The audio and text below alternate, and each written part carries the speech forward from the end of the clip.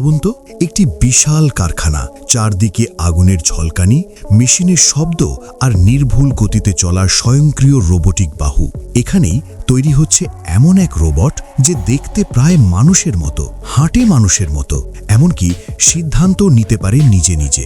দক্ষিণ কোরিয়ার আধুনিক ফ্যাক্টরিগুলো এখন কাজ করছে 24 ঘন্টা।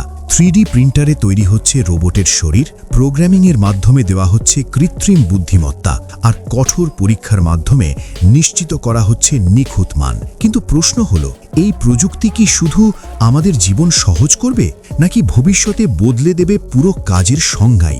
আজকের ভিডিওতে আমরা ধাপে ধাপে দেখব কোরিয়ার ফ্যাক্টরিতে মানুষ সদৃশ রোবট তৈরির সম্পূর্ণ প্রক্রিয়া, ডিজাইন থেকে শুরু করে টেস্টিং, কোয়ালিটি কন্ট্রোল, এমনকি ভবিষ্যতের এআই প্রযুক্তি পর্যন্ত সবকিছু। চলুন ঢুকে পড়ি ভবিষ্যতের কারখানার ভেতরে। কারখানার অনেক কাজ ঝুঁকিপূর্ণ। আগে এসব কাজ করতেন মানুষ, ফলে দুর্ঘটনার ঝুঁকি ছিল বেশি। এখন সেই বিপজ্জনক কাজ করছে রোবট। মানুষকে সরিয়ে আনা হয়েছে নিরাপদ জায়গায়। ফলাফল, কর্মক্ষেত্রে দুর্ঘটনা কমেছে, শ্রমিকদের নিরাপত্তা বেড়েছে।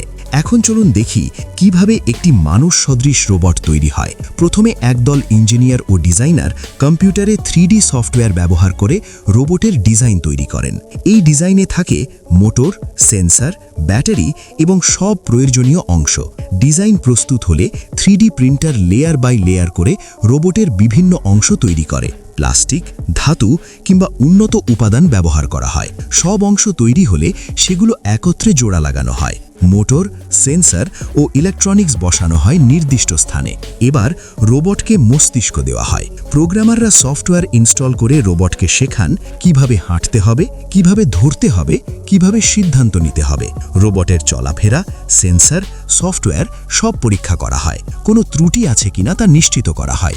মান নির্ধারণকারী সংস্থা বা পরীক্ষকরা যাচাই করেন রোবট নিরাপদ ও মানসম্মত কিনা। কোরিয়ার ফ্যাক্টরিগুলো এখন নতুন প্রযুক্তি যুক্ত করছে। আর্টিফিশিয়াল ইন্টেলিজেন্স, মেশিন লার্নিং ও ডিপ লার্নিং ব্যবহারে রোবট আরও বুদ্ধিমান হচ্ছে। উন্নত উপাদান, graphene, carbon fibre, nano material, যা রোবটকে আরও শক্তিশালী ও নমনীয় করে তুলছে। হ্যাপটিক প্রযুক্তি, স্পর্শ অনুভব করার ক্ষমতা যোগ হচ্ছে রোবটে। হিউম্যান রোবট কোলাবোরেশন, মানুষ আর রোবট একসাথে কাজ করবে উৎপাদন, স্বাস্থ্যক্ষেত্র এবং অন্যান্য শিল্পে। 3D স্ক্যানিংয়ের মাধ্যমে গ্রাহকের প্রয়োজন অনুযায়ী রোবট কাস্টমাইজ করা সম্ভব। রোবটকে দেখতে, শুনতে এবং অনুভব করতে হয়, তাই তাদের দেওয়া হয় ক্যামেরা, চোখ, মাইক্রোফোন, কান, টাচ সেন্সর, স্পর্শ অনুভূতি। রোবটের মধ্যে এমন সেন্সর থাকে যা মানুষের উপস্থিতি বুঝে থেমে যেতে পারে।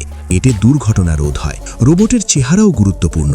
মুখের অভিব্যক্তি, চোখ, শরীরের গঠন সবকিছু এমনভাবে ডিজাইন করা হয় যাতে মানুষ স্বস্তি ও বিশ্বাস অনুভব করে। রোবট যত উন্নত হচ্ছে ততই এক প্রশ্ন সামনে আসছে, মানুষের চাকরির কি হবে?